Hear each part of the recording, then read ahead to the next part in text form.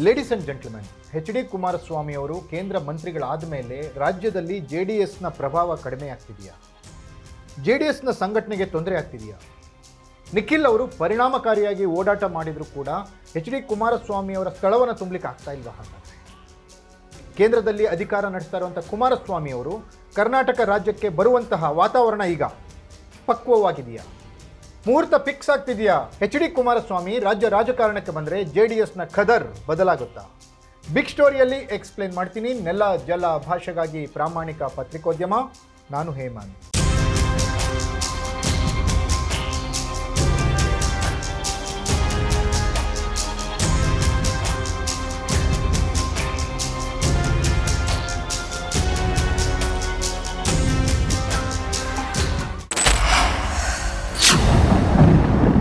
S ವೀಕ್ಷಕರೇ, NDA ಮಿತ್ರ ಪಕ್ಷವಾಗಿರುವಂತಹ JDS ಸಂಸದ H D. Kumaraswamy, ಮಂಡ್ಯದ ಸಂಸದ, ಅವರನ್ನು ಕೇಂದ್ರದ ಮಂತ್ರಿಗಳಾಗಿ ಕಾರ್ಯನಿರ್ವಹಿಸ್ತಾ ಇದ್ದಾರೆ. ಎಚ್.ಡಿ. ಕುಮಾರಸ್ವಾಮಿ ಅವರು ಕೇಂದ್ರಕ್ಕೆ ಹೋದ್ಮೇಲೆ ಕರ್ನಾಟಕದಲ್ಲಿ JDSನ ಸ್ಥಿತಿ ಅಷ್ಟೊಂದು ಆಶಾದಾಯಕವಾಗಿಲ್ಲ. ಸಂಘಟನೆ ಆಗ್ತಿಲ್ಲ, ಕಾರ್ಯಕ್ರಮಗಳು ರೂಪಿತವಾಗ್ತಿಲ್ಲ. ಸದನ ನಡೆದರೂ ಕೂಡ ಸದನದಲ್ಲಿಯೂ ಯಾರೂ ಕೂಡ JDS ಪಕ್ಷ ಇದೆ ಅನ್ನೋ ಥರ ಯಾರೂ ಕೂಡ ಚರ್ಚೆಯಲ್ಲಿ ಭಾಗವಹಿಸ್ತಾ ಇಲ್ಲ. ಶಾಸಕರಿಗೆ ಅನುಭವದ ಕೊರತೆ ಇದೆಯೋ, ಅಥವಾ ಮುಂದಾಳತ್ವದ ಕೊರತೆ ಇದೆಯೋ, ನಾಯಕತ್ವದ ಕೊರತೆ ಇದೆಯೋ, ಅಥವಾ ಯಾವ ವಿಷಯದ ಬಗ್ಗೆ ಬೆಳಕು ಚೆಲ್ಲಬೇಕು ಅಂತ ಹಿರಿಯ ನಾಯಕರಿಂದ ಅವರಿಗೆ ಸ್ಪಷ್ಟವಾದಂಥ ನಿರ್ದೇಶನ ಬಂದಿಲ್ವೋ ಗೊತ್ತಿಲ್ಲ. ಆದರೆ ಎಚ್.ಡಿ. ಕುಮಾರಸ್ವಾಮಿ ಸದನದಲ್ಲಿದ್ದಾಗ ಅಬ್ಬರಿಸಿ ಬೊಬ್ಬಿರಿತಿದ್ರು, ಇಡೀ ಸದನವನ್ನೇ ನಡುಗಿಸ್ತಿದ್ರು. ಎಚ್.ಡಿ. ಕುಮಾರಸ್ವಾಮಿ ಸದನದಲ್ಲಿ ಇಲ್ಲದೇ ಇರೋದು JDSಗೆ ಒಂಥರ ಕಳಾಹೀನ ಅನ್ನೋ ಥರ ವಾತಾವರಣವನ್ನು ತಂದುಕೊಟ್ಟಿದೆ.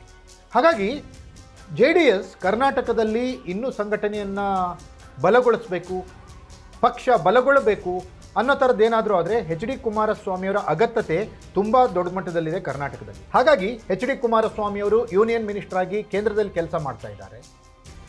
ರಾಜ್ಯದಲ್ಲಿ JDS ಶಕ್ತಿಗುಂತಾ ಇದೆ. ಅಲ್ಲದೆ ಈ ಎರಡು ಉಪಚುನಾವಣೆ, ಬಾಗಲಕೋಟೆ ಮತ್ತು ದಾವಣಗೆರೆ ಉಪಚುನಾವಣೆಯಲ್ಲಿ JDSನ ಪಾತ್ರ ಏನು ಅನ್ನೋದು ಯಾರೂ ಕೂಡ ಹೇಳ್ತಾ ಇಲ್ಲ.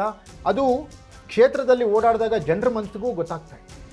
JDS ಅನ್ನುವಂಥ ಒಂದು ಪಕ್ಷ ಇದೆ ಅಂತ ಎರಡೂ ಕ್ಷೇತ್ರಗಳಲ್ಲಿ ಗೊತ್ತಾಗ್ತಾ ಇಲ್ಲ.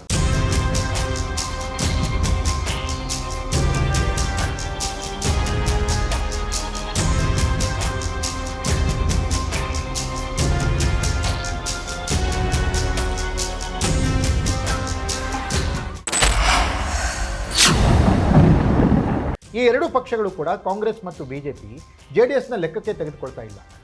BJP ಅಭ್ಯರ್ಥಿಗಳ ಘೋಷಣೆ ಮಾಡುವಾಗಲೂ JDS ನಾಯಕರು ಇರಲಿಲ್ಲ. BJP ಅಭ್ಯರ್ಥಿಗಳ ಆಯ್ಕೆಯ ಬಗ್ಗೆ ಚರ್ಚೆಯನ್ನು JDS ನಾಯಕರ ಜೊತೆಗೆ ಮಾಡಲಿಲ್ಲ. ಕುಮಾರಸ್ವಾಮಿ ಅವರು ದೆಹಲಿಗೆ ಹೋಗಿರೋದ್ರಿಂದ BJP ಅದನ್ನು ಟೇಕನ್ ಫಾರ್ ಗ್ರಾಂಟೆಡ್ ಅನ್ನೋ ಥರ ಏನಾದರೂ ಮಾಡ್ಕೊಳ್ತಾ ಎಚ್.ಡಿ. ಕುಮಾರಸ್ವಾಮಿ ಅವರ ಜೊತೆಗೆ ಚರ್ಚೆಯನ್ನೇ ಮಾಡದೆ ಅಭ್ಯರ್ಥಿಗಳನ್ನು ಘೋಷಣೆ ಮಾಡ್ತು. ಹಾಗಾಗಿ ಎಚ್.ಡಿ. ಕುಮಾರಸ್ವಾಮಿಯವರು ಎಲ್ಲಿವರೆಗೂ ರಾಜ್ಯಕ್ಕೆ ಬರಲ್ವೋ, ರಾಜ್ಯ ರಾಜಕಾರಣಕ್ಕೆ ಬರಲ್ವೋ, ಅಲ್ಲಿವರೆಗೂ JDSಗೆ ಮತ್ತೆ ಭೀಮ ಬಲ ಬರೋದು ಕಷ್ಟ ಅನ್ನೋ ಥರಂಥ ವಾತಾವರಣ ಇದೆ. ಇದೆಲ್ಲವನ್ನು ಪರಿಗಣಿಸಿದಾಗ ನಿಖಿಲ್ ಕೂಡ ಹೇಳಿದ್ದಾರೆ, ಎಚ್.ಡಿ. ಕುಮಾರಸ್ವಾಮಿಯವರು ರಾಜಕಾರಣಕ್ಕೆ ಬರಬೇಕು, ರಾಜ್ಯ ರಾಜಕಾರಣಕ್ಕೆ ಬರಬೇಕು, ಕಾಲ ಪಕ್ವವಾಗ್ತಾ ಇದೆ, ಮುಹೂರ್ತ ಫಿಕ್ಸ್ ಆಗ್ತಾ ಇದೆ ಅನ್ನೋಂಥ ಮಾತನ್ನು ಹೇಳಿದ್ದಾರೆ. JDSನ ಹಿರಿಯ ನಾಯಕರು, ಕಿರಿಯ ನಾಯಕರು ಕೂಡ ಎಚ್.ಡಿ. ಕುಮಾರಣ್ಣ ರಾಜ್ಯಕ್ಕೆ ಬರಲಿ ಅಂತ ಬಯಸ್ತಾ ಇದ್ದಾರೆ.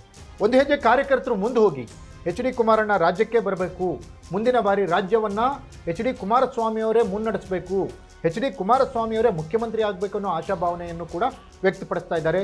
ಅಲ್ಲಲ್ಲಿ ಸೋಷಿಯಲ್ ಮೀಡಿಯಾ ಕ್ಯಾಂಪೇನಿಂಗ್ ಕೂಡ ಸ್ಟಾರ್ಟ್ ಆಗಿದೆ. ಹಾಗಾದರೆ ಎಚ್.ಡಿ. ಕುಮಾರಸ್ವಾಮಿ ಕೇಂದ್ರ ಮಂತ್ರಿ ಸ್ಥಾನವನ್ನು ಬಿಟ್ಟು ರಾಜ್ಯ ರಾಜಕಾರಣಕ್ಕೆ ಬರ್ತಾರಾ? JDSನ ಮತ್ತೆ ಕಟ್ಟಿ ಅಧಿಕಾರಕ್ಕೆ ತರುವಲ್ಲಿ ಯಶಸ್ವಿ ಆಗ್ತಾರಾ? 2028ರಲ್ಲಿ ಎಚ್.ಡಿ. ಕುಮಾರಸ್ವಾಮಿ ಕಿಂಗ್ ಮೇಕರ್ ಏನಾದರೂ ಆಗ್ತಾರಾ?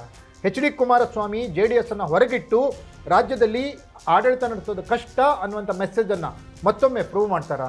ಕಾದು ನೋಡಬೇಕಿದೆ. ಇದಾಗಿತ್ತು ಬಿಗ್ ಸ್ಟೋರಿ. ನೆಲ ಜಲ ಭಾಷೆಗಾಗಿ ನೋಡ್ತಾ ಇರಿ ಫೋಕಸ್ ಟಿವಿ.